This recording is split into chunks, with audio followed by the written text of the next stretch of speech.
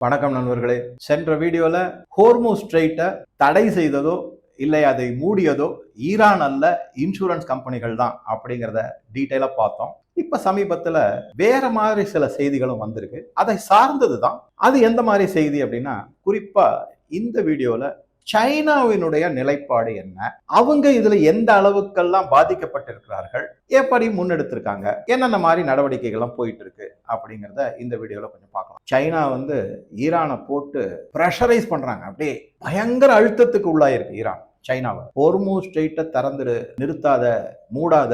நான் போன வீடியோல சொன்ன மாதிரி ஹோர்முஸ் ஸ்ட்ரெய்ட்டை ஈரான் மூடல. ஒரு 10-12 இன்சூரன்ஸ் கம்பெனி லண்டன்லயும் அமெரிக்காலையும் உட்காந்துக்கிட்டு அவங்க இன்சூரன்ஸ் கம்பெனி தான் அதை மூடிட்டாங்க. எப்படி மூடினாங்க? இன்சூரன்ஸ் கொடுக்க முடியாது கப்பல்களுக்கு அப்படின்னு மூடிட்டாங்க. இன்சூரன்ஸ் இல்லைன்னா கப்பல் ஒரு இன்ச்சு கூட நகராது. அதன் மூலமாக என்னாகும்? வர்த்தகம் முடக்கப்படும். வர்த்தகம் முடங்கிடுச்சுன்னா அவ்வளவுதான், முடிஞ்சது கதை அப்படிங்கிறது. அதிலும் குறிப்பா சைனா போன்ற நாடுகளுக்கு மிகப்பெரிய அளவிலான எண்ணெய் தேவை இருக்கு. அவங்க எலக்ட்ரிசிட்டி கூட எண்ணெயை வச்சுதான் பண்றாங்க. அதனால எண்ணெய் தேவை மிக மிக அதிகம். நான் போன ஒரு வீடியோல சொல்லியிருந்தேன், சிப்ல இருந்து ஃபர்டிலைசர் வரைக்கும் எல்லாமே எண்ணெய் சார்ந்ததாக மாறிவிடும். அதை தவிர இன்னொரு முக்கியமான விஷயம் என்ன அப்படின்னு பாத்தீங்கன்னா, இந்த எண்ணெய், கச்சா எண்ணெய் மூலமாக 6000 ப்ராடக்ட் கிடைக்குது அப்படின்னு சொல்லி. அதுல பிளாஸ்டிக் ரொம்ப முக்கியம். நாப்தா, அதன் மூலமாக கிடைக்கக்கூடிய பாலிமர் அப்படின்னு சொல்லக்கூடிய பலவிதமான பிளாஸ்டிக், அது எல்லாத்துலயுமே சைனா அந்த கெமிக்கல்ஸ், அந்த ப்ராடக்ட் எல்லாத்துலயுமே கொடிகட்டி பறக்குது. உலகத்தின் உற்பத்தி நாடாக சைனா இருக்கு. இந்த மாதிரி விஷயத்துல எல்லாம் அது எல்லாத்துக்குமே மூலப்பொருள் இந்த கச்சா எண்ணெய் தான். ஆக மொத்தம் உங்களுக்கு இப்போ ஒரு ஐடியா கிடைச்சிருக்கும் சைனா எந்த அளவுக்கு பாதிக்கப்பட்டிருக்கு அப்படின்னு. அதுக்கு இன்னும் சில புள்ளி விவரங்களை நம்ம பார்த்தோம்னாக்க, ஈரான்ல இருந்து சைனா மிகப்பெரிய அளவுல எண்ணெய் வாங்குறாங்க. சரி, அப்ப ஈரான் வேற வழியா அனுப்ப முடியாதா? அப்படி பந்தர் அப்பாஸ் ஒண்ணுதான் அவங்களுக்கு துறைமுகம். அதன் வழியா ஸ்ட்ரெய்ட் ஹோர்முஸ்ல ஈரான் மட்டும்தான் தாக்குதல் நடத்துவாங்கன்றது கிடையாது. மற்ற நாடுகள் ஈரான் கப்பல்கள் மேல தாக்குதல் நடக்கும். அதை தவிர ஈரானே மற்ற நாடுகள், அரபு நாடுகள் மேல தாக்குதல் நடத்தும் போது அதனுடைய நெருப்பு கோலங்கள் கடல்ல விழுந்து இந்த கப்பல்களுக்கு பேராபத்தை விளைவிக்க கூடும். இன்சூரன்ஸ் நிறுத்தப்பட்டு அப்படிங்கறதா முக்கியமான செய்தி. எந்த அளவுக்கு எண்ணெய் வாங்குறாங்கன்னா, கிட்டத்தட்ட 80% சைனாவினுடைய இந்த இடத்துல ஹோர்முஸ் ஸ்ட்ரெய்ட் வழியா வரக்கூடியது 80% எண்ணெய் ஈரான்ல இருந்து சைனாவுக்கு போகுது. இந்தியாவுக்கு கொஞ்சம் வருது, அது வேற விஷயம். சைனா கிட்டத்தட்ட 80% தன்னுடைய எண்ணெயை ஈரான்ல இருந்து ஏற்றுமதி செய்யக்கூடியதுல, இதுல நல்லா என்ன கவனிக்கணும், கன்ஃபியூஸ் ஆகிக்க வேணாம். சைனாவினுடைய தேவையில 80% கிடையாது. ஈரான்ல இருந்து ஏற்றுமதி செய்யக்கூடிய எண்ணெய் 80% சைனாவுக்கு போகுது அப்படிங்கறத பாக்குறோம்.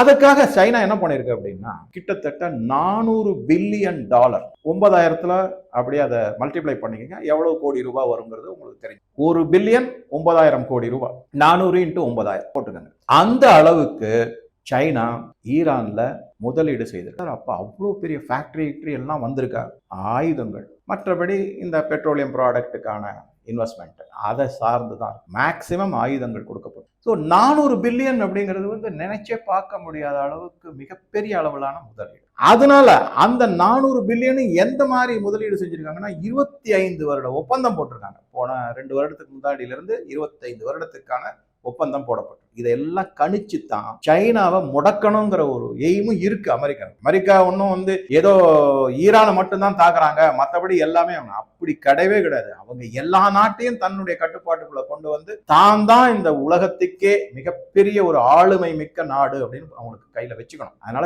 சைனாவை வேற விதமா இந்த மாதிரி முடக்குவதும் அவர்களுடைய குறிக்கோள்களை தலையாயது. அதையும் நம்ம பார்க்கணும். சரி, இப்ப கிட்டத்தட்ட 25 வருடம் ஒப்பந்தம், $400 பில்லியன் முதலீடு, பலவிதமான முதலீடு. அதுல ராணுவம் சார்ந்த தளவாடங்கள், ஆர்ம்ஸ் அம்யூனிஷன் எல்லாமே இருக்கு. அதை தவிர 80% ஈரானுடைய ஏற்றுமதி ஆன கச்சா எண்ணெய் சைனாவுக்கு. அதனால சைனா மிகப்பெரிய பாதிப்புக்கு உள்ளாயிருக்கு. இந்த இடத்துலதான் நான் புஷ்பக் அப்புறம் பரிமல் அப்படின்னு 2 ஷிப்பை விட்டுருக்காங்க. அப்புறம் ஷெல்லாங் அப்படின்னு ஒரு கப்பல் கூட வந்துருச்சு, மும்பை போர்ட்டுக்கு வந்தாச்சு. அங்கேருந்து மஹோல் அப்படின்னு ஒரு இடத்துல ரிஃபைனரி இருக்கு மும்பைல, நான் பார்த்திருக்கேன். அந்த ரிஃபைனரி இந்துஸ்தான் பெட்ரோலியமோடது தான், அது பார்த்திருக்கேன். நான் அங்க போயிருக்கேன். ஆக்சுவலா அங்க போயிருச்சு, எண்ணெய் எல்லாம் சேர்ந்துருச்சு அப்படிங்கறத பார்ப்போம். 1,33,000 பேரல் எண்ணெய் கொண்டு வந்திருக்கு அந்த கப்பல். சரி, இந்தியாவுக்கு மட்டும் தனியா அனுமதி கொடுத்துருக்காங்க.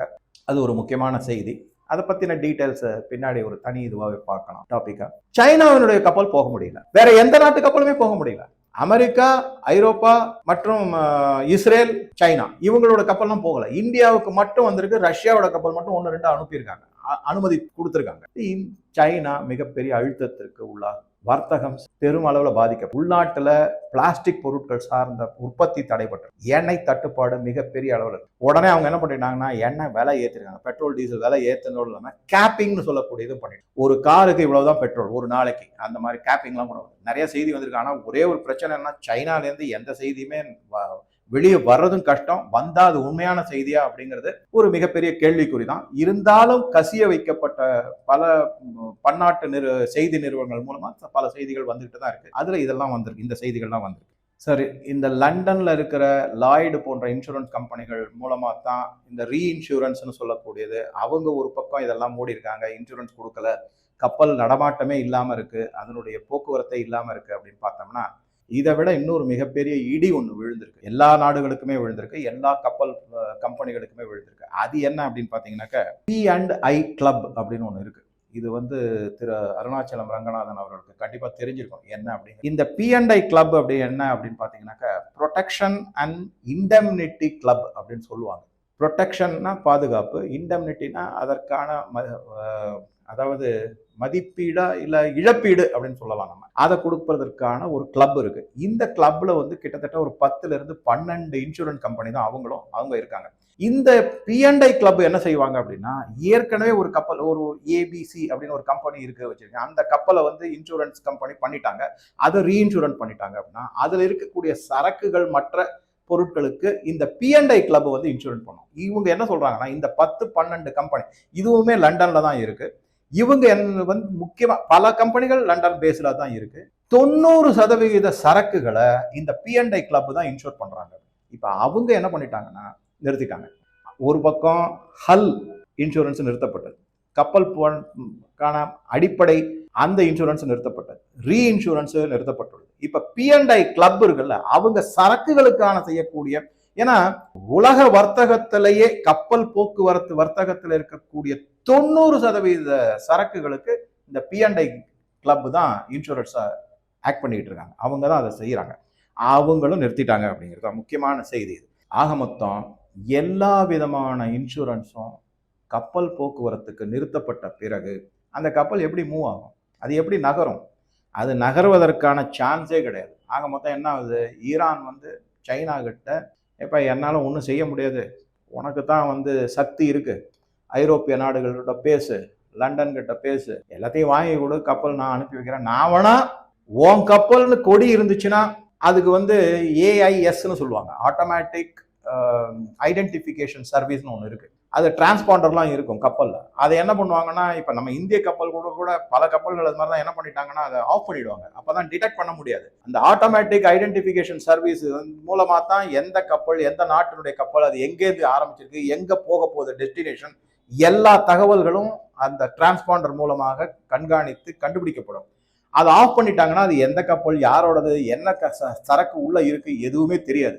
அந்த மாதிரி ஒரு சிச்சுவேஷன்ல அது தாக்குதலுக்கு உள்ளாகக்கூடிய சாத்தியக்கூறு மிக மிக அதிகம். ஆக மொத்தம் ஈரான் என்ன சொல்லிட்டாங்கன்னா, நீ AIS வச்சுக்கோ, உன்னுடைய நாட்டினுடைய கொடியை வச்சுக்கோ, எங்களுக்கு தகவல் சொல்லு. இப்ப எப்படி இந்தியா தகவல்கள்லாம் சொல்லி நாங்க அந்த கப்பல்களை அனுமதி கொடுத்து சேஃபா போய் சேருன்னு சொல்லிட்டோமோ, அது மாதிரி உன்னோடதே அனுப்புறேன், ஆனா இன்சூரன்ஸே இல்லைன்னா நான் என்ன பண்றது அப்படி. இந்த இடத்துல உங்களுக்கு நேச்சுரலா ஒரு கேள்வி வரும், சார் அப்ப இந்திய கப்பல்கள்லாம், இந்த கப்பல்கள்லாம் ஏற்கனவே வந்தாச்சு, தயவு செஞ்சு புரிஞ்சுக்கங்க, அது தடைபட்டு அங்க நின்றுட்டு இருந்தது. ஒரு உதாரணத்துக்கு சொல்லணும் அப்படின்னா, இந்த இடத்துல கிட்டத்தட்ட 110 கப்பல்கள் இந்த போர் ஆரம்பிப்பதற்கு முன்பு இந்த பெர்ஷியன் கல்ஃப் மற்றும் கல்ஃப் ஆஃப் ஒமான், அப்புறம் இந்த ஸ்ட்ரெயிட் ஹார்மோஸ், அந்த இடங்கள்ல சுத்திக்கிட்டு இருந்தது வர்த்தக கப்பல்கள், எண்ணெய் கப்பல். கிட்டத்தட்ட 110 கப்பல்கள் இருந்ததாக தகவல்கள். அந்த 110 கப்பல்கள்ல எல்லாமே நிறுத்தப்பட்டு வெறும் 17 18 கப்பல்கள் மட்டும்தான் அந்த ஸ்ட்ரெயிட் ஹார்மோஸை தாண்டி செயில், அதாவது பயணப்பட்டிருக்கு அப்படிங்கிற செய்தி. ஆக மற்ற கப்பல்கள் எல்லாமே அப்படியே அங்கங்க நிறுத்தி வைக்கப்படுதான் செய்தி. ஸோ நல்லா யோசிச்சு பாருங்க, கிட்டத்தட்ட ஒரு 10-12% கப்பல்கள் தான் மொத்தத்துல தன்னுடைய வாயேஜ் அப்படின்னு சொல்லக்கூடியது. ஏன்னா இன்சூரன்ஸ் கம்பெனி எல்லாம் என்ன பண்ணுவாங்கன்னா, ஒவ்வொரு வாயேஜ் அப்படின்னு சொல்லக்கூடிய வழி போக்குவரத்துக்கும் பயணத்திற்கும் இன்சூரன்ஸை ரிவ்யூ பண்ணுவாங்க. உடனே ஏதோ பிளாங்கெட், இப்ப நம்ம இங்க எல்லாம் என்ன பண்றோம், காருக்கு இன்சூரன்ஸ் வாங்கினா ஒரு வருஷத்துக்கு வாங்கிடலாம், அந்த மாதிரி கிடையாது. கப்பல் போக்குவரத்துல இன்சூரன்ஸ் எப்படி இருக்கும் அப்படின்னா, ஒவ்வொரு பயணத்துக்கும் அந்த இன்சூரன்ஸ் மாறும், மதிப்பீடு மாறும், அதுக்கு தகுந்த மாதிரி பிரீமியம் மாறும். இதெல்லாம் ரொம்ப டீப் அனாலிசிஸ் பண்ணோம்னா ரொம்ப பெரிய வீடியோ ஆயிடும். அந்த மாதிரி செய்யக்கூடாது. Voyage after voyage insurance will be determined அப்படின்னு சொல்லுவாங்க. அதெல்லாம் செய்யறதுல இந்த ஆக்சுரியன்ஸ் தான். அதனாலதான் அது நல்ல கேரியர் அப்படின்னு நான் சொன்னேன். ஆக மொத்தம் என்ன ஆயிடுச்சுன்னா, ஐஆர்ஜிசி இதை ஈரானியன் ரெவல்யூஷன் காட் கோர் அப்படின்னு சொல்லலாம், இல்ல இஸ்லாமிக் ரெவல்யூஷனரி காட் கோர் அப்படின்னு சொல்லலாம். அது ஆனா 90% இஸ்லாமிக் ரெவல்யூஷனரி கார்டுன்னு தான் சொல்லுவாங்க. ஏன்னா அது 1979 மன்னராட்சியை அகற்றி விட்டு இது வந்தது. அதனால அன்னிலிருந்து அது இஸ்லாமிக் ரெவல்யூஷனரி காட் கோர் அப்படின்னு தான் சொல்லுவாங்க. இவங்க எல்லாம் என்ன பண்ணிருக்காங்கன்னா, இந்த மாதிரி விஷயங்கள் எல்லாம் முன்னெடுக்கும் போது யாராலையும் ஒன்றும் செய்ய முடியல. ஸோ இப்போ சைனா போட்டு ப்ரெஷர் பண்றாங்க ஈரானை. இந்த ப்ரெஷர் ஈரான் மேல கொடுக்கப்படக்கூடிய அழுத்தம் எந்த அளவுக்கு போயிருக்கு அப்படின்னு சில செய்திகள்லாம் வந்திருக்குன்னா, தயவு செஞ்சு விட்டுடுங்க, போற நிறுத்திடுங்கன்னு ஈரானை கேட்கக்கூடிய அளவுக்கு சைனா இறங்கி வந்திருக்கு அப்படின்னா. ஏன்னா தான் அடிபடுது அதுல. சரி, ஆனா ஈரான் அது விட்டு கொடுக்கல, அதையும் நல்லா கவனிக்கணும். சைனாவோட பேச்சை ஈரான் கேட்கவே இல்லை, அதையும் நம்ம புரிஞ்சுக்கணும். ஒருவேளை ஈரான் கொஞ்சம் அமெரிக்காவுக்கு அடி பணிந்து போற மாதிரி இருந்ததுன்னா அப்ப இன்சூரன்ஸ் வந்துருமா? வரவே வராது. ஏன்னா ஒரு தரம் அந்த இன்சூரன்ஸுக்கு சந்தேகம் வந்துடுச்சுன்னா, ஆபத்து அப்படிங்கிற சந்தேகம் வந்துச்சுன்னா, அந்த ஆபத்து 100% 1000% உறுதிப்படுத்தப்பட்ட பிறகுதான் இன்சூரன்ஸை திருப்பி ஆரம்பிப்பாங்க. இல்லைன்னா கொடுக்க மாட்டாங்க. அவ்வளவு, ஏன்னா காசுங்க, எல்லாம் பணம்.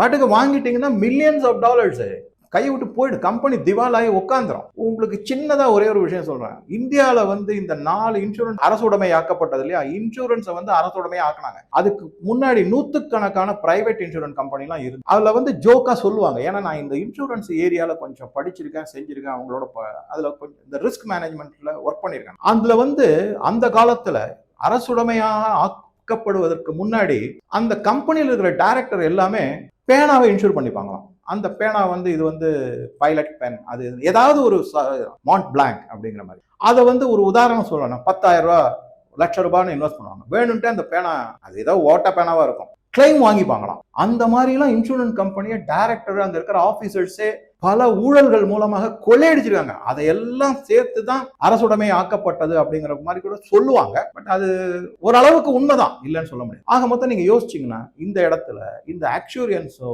இந்த என்ன விதமான முன்னெடுப்புகளும் அமைதி சூழ்நிலையும் வந்தாலும் இன்சூரன்ஸ் கம்பெனி மட்டும் சடுதியில வந்துட மாட்டாங்க. இன்னும் வரட்டும், இன்னும் நல்லா உறுதியாகட்டும் அப்படின்னு சொல்லிக்கிட்டே இருப்பாங்க. அதுதான் பிரச்சனை அதுல. ஸோ ஆக மொத்தம் என்ன ஆகுது அப்படின்னா, ரீஇன்சூரன்ஸ் சைனா சொல்றதையோ இல்ல ஈரான் ரிக்வஸ்ட் பண்றதையோ இல்ல அமெரிக்கா சொல்றதையோ கேட்க மாட்டாங்க. அவங்களுக்கு அவங்களுடைய கம்பெனியினுடைய ப்ராஃபிட் தான் முக்கியம், லாஸ் ஆகக்கூடாதுங்கிறதா. ஸோ அப்போ அவங்க என்ன செய்வாங்க அப்படின்னா, உடனே இந்த மாதிரி ஆபத்துக்கெல்லாம் நிறுத்தாங்க. முதல்ல ஒரு 4-5 பாயிண்ட் மட்டும் நேராக படிச்சிடணும். ரீபில்ட் ரிஸ்க் மாடல், மீண்டும் அந்த ரிஸ்க் மாடல் இருக்கு இல்லைங்களா, அதை மீட்டு அமைப்பு திருப்பி எடுத்து எல்லாமே ஆதியோட அந்தமா முதல்ல இருந்து திருப்பி எல்லாத்தையும் அமைப்பாங்க. அதுக்கப்புறம் நான் சொன்ன மாதிரி வாயேஜ் பை வாயேஜ் இன்சூரன்ஸுக்கான ஏற்பாடுகள் எல்லாம், அந்த திட்டங்கள் எல்லாம் வகுப்பாங்க. அதுக்கப்புறம் ரீப்ரைஸ்டு ட்ரீட்டி கெப்பாசிட்டி. இன்சூரன்ஸ் எப்பவுமே ஒரு ட்ரீட்டி தான், ஒரு ஒப்பந்தம். அது ஒரு யார் இன்சூரன்ஸ் எடுக்கிறாங்களோ இன்சூரன்ஸ் கம்பெனி, அவங்க 2 பேருக்கு இருக்கக்கூடிய ட்ரீட்டினா ஒப்பந்தம். அந்த ஒப்பந்தத்தை திருப்பி எல்லாத்தையுமே மாற்றி அமைப்பாங்க. அதற்கான அது எந்த அளவுக்கு அதனுடைய திறமை இருக்கு எல்லாத்தையுமே அதில் அனலைஸ் பண்ணி வச்சுப்பாங்க. அதுக்கப்புறம் என்னன்னாக்க என்விரான்மெண்ட், அந்த சூழ்நிலையில இருக்கக்கூடிய ஆபத்துக்கள் எந்த அளவுக்கு இருக்கு, செய்யலாமா வேண்டாமா, அதை எல்லாத்தையும் கையில் எடுப்பாங்க. இதை எல்லாத்தையும் செய்யக்கூடியவங்க இந்த ஆக்சுரியன்ஸ். அதனாலதான் திருப்பி நான் சொல்றேன், அது ஒரு நல்ல கேரியர். போய் பாருங்க, இந்தியன் ஆக்சுரியல் இன்ஸ்டிடியூட்னு இருக்கு, அதே மாதிரி லண்டன்லயும் ஆக்சுரியல் இன்ஸ்டிடியூட் இருக்கு. கூகுளில் சர்ச் பண்ணீங்கன்னா கிடைக்கும். எப்படி செய்யறது என்னங்கிறத உங்க பசங்களுக்கு படிக்கணும்னாக்கா அதை செய்யலாம். குறிப்பா அதற்கு அடிப்படையான தேவை என்ன அப்படின்னா, மேத்தமேட்டிக்ஸ்லையும் ஸ்டாட்டிஸ்டிக்ஸ்லையும் நல்ல திறமையான அறிவு எல்லாம் தேவைப்படும். இதை தவிர அந்த 400லேருந்து 450 கிலோகிராம் செறிவூட்டப்பட்ட அணு ஆயுதம் தயாரிக்க அளவிற்கான யுரேனியம் இருக்கு இல்லையா, அது இப்ப எங்க இருக்கு, அதனுடைய நிலை என்ன, உண்மை தன்மை என்ன, அதை வந்து ஐஏஇஏ கண்காணிச்சுட்டாங்களா, கையில எடுத்துட்டாங்களா, அதை டிக்ளேர் பண்ணிட்டாங்களா, இதை எல்லாம் அவங்களுக்கு தெரிஞ்சாங்க. இதுக்கு அப்புறமா ஐஆர்ஜிசி ஏதாவது ட்ரோனை ஒமான் மேல அட்டாக் பண்ணாம இருப்பாங்களா, தாக்குதல் நடத்தாம இருப்பாங்களா, இதற்கான உத்தரவாதம் எவ்வளவு பெரிய லிஸ்ட் இருக்கு பாருங்க. இந்த உத்தரவாதங்கள் எல்லாம் வந்த பிறகுதான் ஒரு மாதிரி அப்பாடி இனிமே பரவாயில்ல அப்படிங்கிற மாதிரி இன்சூரன்ஸ் பழைய நிலைமைக்கு வரும் அப்படிங்கிறதான். ஈரானை பொறுத்த வரைக்கும் மிகப்பெரிய அளவில் போர் குணம் மிக்க ஒரு நாடாக மாறிடுச்சு. ஏன்னா அவங்க வந்து தேர் புஷ்டு டு த கார்னர் வாங்கல, செவுத்துல கொண்டு போய். ஈரானை பொறுத்த வரைக்கும் அவங்களுக்கு வந்து இழக்க வேண்டியது அப்படிங்கிறது ஒன்றும் பெருசாக கிடையாது. அதனால அவங்க எந்த மாதிரி ஒரு மனோநிலையில இருக்காங்க அப்படின்னா, நான் வந்து பாதிப்பு அடைய போறேன், வெகு அளவில் பெரிய அளவில் பாதிப்பு அடைய போறேன், ஆனா என்னுடைய பாதிப்பு உன்னையும் பாதிக்கிற மாதிரி, அதாவது ஹிந்தியில சொல்லுவாங்க ஆத்மே லேக்கே துபேகா அப்படின்னா, உன்னையும் சேர்த்து தான் இழுத்துக்கிட்டு தான் தண்ணியில மூழ்கடிப்பேன், நான் மூழ்கினா உன்னையும் சேர்த்து மூழ்கடிப்பேங்கிற மாதிரி சொல்லுவாங்க. சாத்மே லேக்கே துபேகா அப்படின்னா அந்த மாதிரி தான் இப்ப ஈரான் என்ன பண்ணிருக்காங்கன்னா, எல்லா வளைகுடா நாடுகளையும் தாக்குதல் நடக்கும், எல்லாரும் அடிவாங்க, அமெரிக்காவும் அடி வாங்கட்டும் அப்படிங்கிறாங்க. இதெல்லாம் இருக்கும்போது ஈரான் $400 பில்லியன் அங்க முதலீடு செய்ததோ, 25 வருட ஒப்பந்தமோ, ஈரான் மேல சைனாவுக்கு இருக்கக்கூடிய ஒரு மிகச்சிறந்த நட்பு அப்படின்னா, இது எல்லாத்துக்குமே ஒரு நெம்புகோலாகவோ ஒரு தூண்டுகோலாகவோ இது ஒரு சாதுரியமான உதவியாகவோ சைனாவால எடுத்துக்கொள்ள முடியவில்லை. எந்த அளவுக்கு அவங்களுக்கு வந்து ஒரு உபயோகமான டூல் அப்படின்னு லிவரேஜ் அப்படின்னு சொல்றாங்களா, அது இருந்ததோ அந்த அளவுக்கு சைனாவுக்கு இது ஒரு நஷ்டமாகவும் பார்க்கப்படுகிறது. உலக நாடுகளால மிகப்பெரிய பாதிப்புக்கு உள்ளாகி உள்ளது சைனா அப்படிங்கிறதான் மிக முக்கியமான உண்மை. ஆக ஜியோ பாலிட்டிக்ஸ்ல வந்து எந்த விதமான முன்னெடுப்புகளோ அதனுடைய மூல உபாயங்களோ இல்ல திட்டங்களோ அங்க எதுவுமே ஒர்க் அவுட் ஆகாது. எது ஒன்னே ஒர்க் அவுட் ஆகும், இந்த கப்பல் போக்குவரத்து மற்றும் வர்த்தகம் சார்ந்ததுதான். ஆக்சுரியன்ஸ் அதை எப்போ வந்து கையில் எடுத்து அப்பா எல்லாம் நிம்மதியாக இருக்குப்பா இனிமே இன்சூரன்ஸ் கொடுக்கலாங்கிற லெவலில் வரும்போது தான் இதற்கான தீர்வு வரும் அப்படிங்கிறது தான் நிதர்சனமான உண்மை.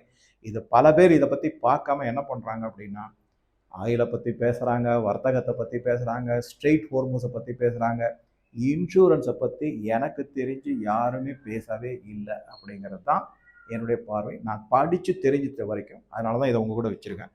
இதை விட இன்னும் சில முக்கியமான தகவல்கள் எல்லாமும் இருக்கு, அதையும் என்ன சொல்லிடுறேன் பாருங்க. ஈரான்ல இருந்து சைனாவுக்கு போகக்கூடிய அனைத்து எண்ணெய் ஏற்றுமதியும் செயின்ட் ஹோர்மோஸ் வழியா தான் போகும். அதே மாதிரி கட்டார்ல இருந்து சைனாவுக்கு போகக்கூடிய எல்என்ஜி எல்லாமே ஸ்ட்ரெயிட் ஹோர்மோஸ் வழியா தான் போயாகணும்.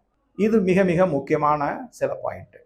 ஸோ நான் முன்னாடியே சொன்ன மாதிரி புவிசார் அரசியல்ல வந்து இந்த மாதிரி வர்த்தகம் சார்ந்த முடிவுகளை யார் எடுக்க முடியும் அப்படின்னா, ஒரு நாட்டினுடைய ஜனாதிபதியோ இல்ல அங்க இருக்கக்கூடிய பிரதம மந்திரியோ அல்லது இராணுவ அதிகாரிகளோ அல்லது தங்களிடம் இருக்கக்கூடிய மிகச்சிறந்த ஆயுதங்களான மிசைல்ஸ், ட்ரோன்ஸ் இல்ல self destructive or suicide boat அப்படின்னு சொல்லக்கூடியவளோ அது எதுவுமே டிசைட் பண்ணாது. கடைசியா எது டிசைட் பண்ணணும்னா இன்சூரன்ஸ் கம்பெனி தான். லாய்டு போன்ற இன்சூரன்ஸ் கம்பெனி, P&I கிளப் போன்ற இன்சூரன்ஸ் கம்பெனிகள் அவங்க தான் வர்த்தகத்தை முடிவு செய்வாங்க அப்படிங்கறதா மிக மிக முக்கியமான செய்தி. இதனால என்ன ஆகுது அப்படின்னா, எப்ப வர்த்தகம் தடைபடுதோ நேச்சுரலி என்ன ஆகும், தட்டுப்பாடு வரும். தட்டுப்பாடு வந்ததுனாக்க விலைவாசி, எண்ணெய் போன்ற விலைவாசி ஏறும். அதன் மூலமாக மற்ற பொருட்களின் விலை ஏறும். இதை தவிர ஷிப்பிங் கம்பெனியினுடைய சார்ஜஸ்லாம் அது வேற இன்க்ரீஸ் ஆகும். ஷிப்பிங் அப்படிங்கிறதே விலை அதிகமாக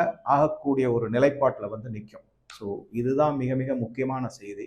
என்னை பொறுத்த வரைக்கும் போன வீடியோல எப்படி ஸ்ட்ரெயிட் ஹோர்மூஸ் தவிர்க்கப்பட்டு விட்டது அப்படிங்கிற ஒரு சந்தோஷத்துல ஃபுஜைராவை கையில எடுத்ததோ, இப்ப அதே ஃபுஜைராவும் தாக்குதலுக்கு உள்ளாக்கப்பட்டிருக்கு, மிகப்பெரிய ஆபத்துக்கு உள்ளாக்கப்பட்டிருக்கு. அதன் மூலமாக இன்சூரன்ஸ் தடைப்படும். அதே மாதிரி அதன் மூலமாக சைனாவுக்கு எந்த அளவுல மிகப்பெரிய ஒரு இடி மாதிரி விழுந்திருக்கு அப்படிங்கிறதையும் நம்ம பார்த்துருக்கோம். இதெல்லாம் நான் எதுக்காக சொல்றேன் அப்படின்னா, ட்ரம்ப் வந்து அடிக்கடி 2 நாடுகளை வந்து எந்நேரமும் ஒரு மாதிரி ஒரு மிரட்டல் துணிலே பேசிக்கிறார். ஒன்று வந்து ரஷ்யா, இன்னொன்று வந்து சைனா. இவங்க 2 பேர்கிட்டையும் அவர் என்ன சொல்றாருன்னா, நேரடியாகவோ மறைமுகமாகவோ நீங்கள் இதில் தலையிடக்கூடாது. இந்த போர்ல, அதாவது ஈரானுக்கு எதிரான அமெரிக்கா, இஸ்ரேல் மற்றும் அரபு நாடுகள். அந்த போர்ல சைனாவும் சரி ரஷ்யாவும் சரி எந்த விதத்திலையும் தலையிடக்கூடாது. ரஷ்யாவுக்கு இதுல சம்பந்தமே கிடையாது. ஆனா வேற விதமான சம்பந்தம் இருக்கு. ட்ரம்ப் இந்த மாதிரி சொல்லிட்டாரு அப்படிங்கிறதுக்காக ரஷ்யாவோ சைனாவோ அடங்கி ஒடுங்கி இருப்பாங்களா அப்படின்னா இருக்க மாட்டாங்க. அவங்க பலவிதமான நடவடிக்கைகளை ஈடுபட்டு இருக்காங்க. அது என்ன அப்படிங்கிறத இன்னொரு வீடியோல இன்னும் கொஞ்சம் விளக்கமா நான் உங்க கூட ஷேர் பண்றேன். அதை பத்தின தகவல்களும் எடுத்து இதுக்கு அடுத்ததா வீடியோல இதை ஈரான் சார்ந்ததுல நம்ம மீண்டும் கப்பல், இன்சூரன்ஸ், அதுக்கப்புறம் எண்ணெய் போக்குவரத்து, கேஸ் போக்குவரத்து இதை பத்தி மட்டுமே பேசிக்கிட்டு இருக்கோம். இன்னும் ஒரு மிக மிக ஆபத்தான ஒரு தாக்குதலுக்கு உள்ளாகக்கூடிய அதன் மூலமாக விளைவுகள் அப்படின்னா அழிவை நோக்கி செல்லக்கூடிய விளைவுகள்னு சொல்லக்கூடிய பொதுமக்கள் மிகப்பெரிய அவஸ்தைக்கும் தாக்குதலுக்கும் சங்கடங்களுக்கும் உள்ளாவார்கள். அது என்னங்கிறத அடுத்த வீடியோல உங்க கூட ஷேர். இந்த வீடியோ பற்றிய உங்க கருத்துக்களை பதிவிடவும். நன்றி, வணக்கம்.